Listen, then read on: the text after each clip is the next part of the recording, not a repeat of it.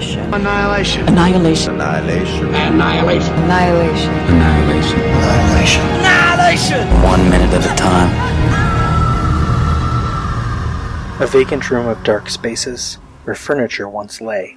An empty lot of trash and cracked concrete, where weeds take root with hopes of becoming trees, and cobwebs span for miles. Worn wind chimes still glisten in sun. Papers of bad handwriting fly with the wind. This place left unoccupied for so much time. Small lives make home in the walls. While this home settles further beneath dirt, this place reminds me of our forgetfulness, our need to not rebuild. As a place turns old, we leave it behind, never to fix again, never to feel loved again. Weeping floorboards, walls crying tears of yellow paint, roof caving in, feeling hollow. Abandoned places, forgotten, always forgotten. Karina Hendricks, Abandoned Places. Empty spaces, what are we living for? Abandoned places, I guess we know the score. On and on, does anybody know what we are looking for? The script has the women entering the barracks instead of the mess hall, and it plays only a little differently. Interior abandoned base/barracks, day. The door to the barracks dormitory opens and the 5 women enter. Light pushes through the grimy windows and the foliage that has grown up outside. It illuminates rows of beds with bare mattresses. Thorensen pulls off her bag and drops it on the nearest one. Thorensen, I've slept in worse. Shepard, not sure I have. Since this is the mess hall instead, and the location has been explicitly abandoned some point in the last 3 years, it is mostly empty, somewhat messy, and poorly lit. Director of Photography Rob Hardy explains to Mark Dillon, American Cinematographer magazine, 12th March 2018, quote, "The cinematographer's overall lighting approach in Area X was essentially independent of actor movement. The actors were free to move, as most of the lighting was either integral to the sets or offset," he says. "We did not differentiate between darker and lighter parts of the room. The actors used the shadow as well as the light. I did not want to restrict their movement and did not want it to feel preconceived by having them land in lit areas, as that feels fake to me. It's about the space and the environment. The characters enter into that environment, and the light behaves the way it behaves and we don't change it. For me, it's never about lighting specific people. It's about lighting environments. The characters in these scenes are surrounded by points of light in the background and around the edges as if, as digital colorist Asa Soul suggests, they were being oppressed or overwhelmed by the new environment, while enlightenment was just out of their reach." End quote. Sure enough, any obvious lighting in the scene comes from outside the building, diffused through, as the script says, grimy windows.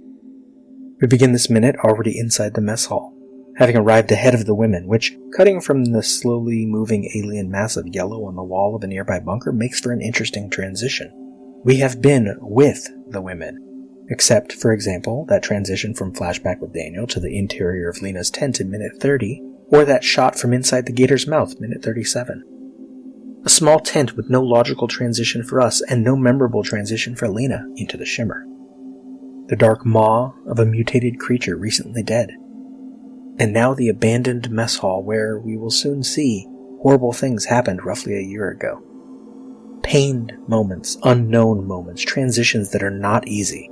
And we are both slightly ahead of the women, and also just as much in the dark. We are angled on the inside doors, windows with open blinds on either side. Through the blinds on the left we can see, out of focus, the outer glass doors just opening, the women entering. Camera dollies slowly back away from the doors, the women approach and then come through the interior doors. Shepard in the lead, followed by Thorensen and then Radek, then Lena, then Ventress. Keep in mind it was Ventress who pointed out the mess hall and was the first to start walking toward it. Now she enters last, presumably playing it safe. The film takes a lot of the leadership role, in the group's movement at least, and gives it to Shepard. Shepard is, as we have learned in recent scenes, probably the most healthy in terms of her mental health, and her ability to speak about and deal with her own past. Tuva Novotny portrays her with a certain confidence that makes her repeated presence leading the group in Ventress' stead understandable, and probably, for many in the audience, virtually unnoticeable. Judging by the diagram we will see a couple minutes from now, Fort Amaya is significantly smaller than RAF Bentwaters was. Just a handful of buildings. As it may have been a temporary facility built by Southern Reach, this makes sense. And this building may simply be a set, and not any building on site at Bentwaters. Bentwaters did have a large community center. It had a theater, it had a bowling alley, a library, a laundry, a bank, a chapel, a nursery, an NCO club, an airmen's club, officer housing, a school, airmen dormitories, a gymnasium, and a base hospital. Not to mention the hangars and other facilities and runways that made it an Air Force base. Ron Jensen, Stars and Stripes, 7 November 2004, writes about the closing of the base in 1993. Quote, "Your memories, that's all you've got left," Master Sergeant Yancey Blanchard, who was one of the last airmen at RAF Bentwaters, said during a telephone interview from Andrews Air Force Base, Maryland, where he is now stationed. Greg Smith, retired, said the difference was that when people left, they weren't replaced. He was an air traffic controller at the base when it closed. So was his wife, Gail. "We had a great vantage point. You'd see plane after plane leave, and you knew they weren't going to come back," he said by telephone from Minot, where he is a civilian air traffic controller. "The houses were empty, and you knew no one was ever going to be in them again." Blanchard said he and his buddies tried to look at the transition as simply a permanent change of station move. "No big deal," he said. But it didn't work, he said. As buildings closed and services vanished, there was a sense of sadness that doesn't accompany the normal duty station transfer. For Sarah Brown, the roar of aircraft and the constant parade of Americans coming and going were important parts of her childhood.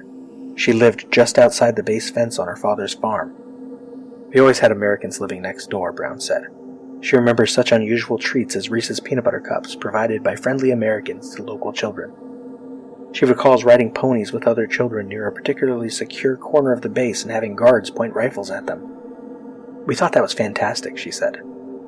The loss of the Americans had an impact on the local economy for a time, Brown said. At the same time, the nearby base of RAF Woodbridge was closed.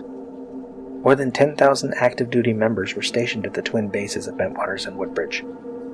The biggest impact was on the housing market as rents went down with hundreds of houses suddenly thrust onto the market. That has since rebounded, Brown said. But the social impact too was great. When the bases closed, part of the communities were taken, John Cattermole said in an email response to a question. He was born in Woodbridge and married the daughter of an American airman. End quote.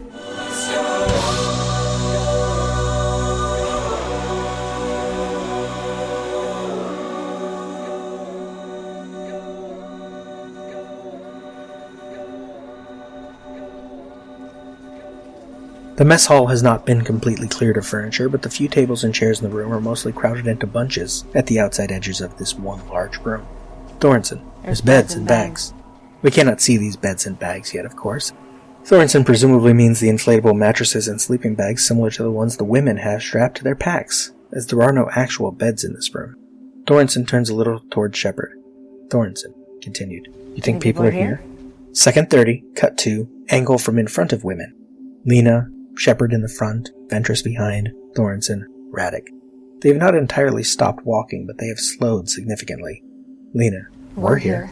Thorensen turns to look at Lena. Shepard, yeah, I'm gonna go with the past tense. The women start to remove their packs. Lena first, followed immediately by Ventress and Thorensen. Interesting actor/character choices in the moment. Lena keeps at least one hand on her rifle at all times, as she takes her pack off one shoulder and then the other. As does Ventress. Thorensen, though seemingly the tough one of the group, actually removes her rifle first, and then her pack. Second 40, cut to, angle from behind women through open doors. Lena is already moving, pack left behind, rifle in both hands, passing between Shepard and Thorensen and heading to the left. Barely visible at the edge of the doorframe, Radek finally moves to remove her pack. At the opposite side of the room, we can see the mess of equipment left behind, as we will soon learn by at least one previous expedition. Boxes and bags and cots, and really it seems like the mess of more than one group of soldiers, though we will not get a good look at what all is there. Thorensen sets her pack off to the right, leaning against the leg of the table. Shepard's pack is not yet off, but on the next cut, second 43, back to the dolly shot from the women's right, it is Shepard, sans pack, heading off to the left of the group. Lena is headed more straight ahead. Thorensen next, her rifle in just one hand as she situates the rifle strap into place again. And now Radek and Ventress as well move forward, rifles in hand.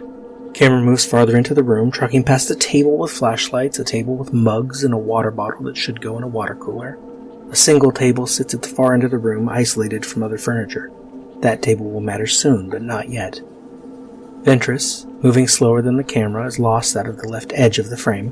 Radek turns toward that table of flashlights. Maybe there's other equipment there she wants to examine, and she is left out of the moving frame as well. Thorensen lets go of her rifle with her left hand and positions the rifle to hang at her right side with her right hand. She has seen something. Thorensen, damn. She speeds up, heading for something just out of frame to the right. She stops, letting go of her rifle completely, looking at something on the floor, and time runs out for this minute.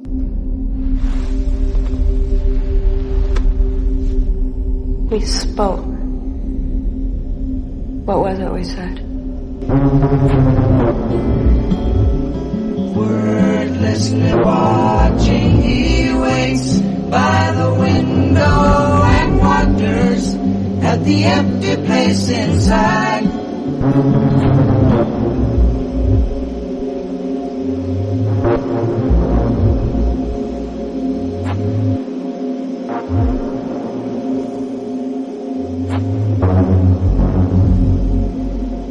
Annihilation is all we are. Annihilation.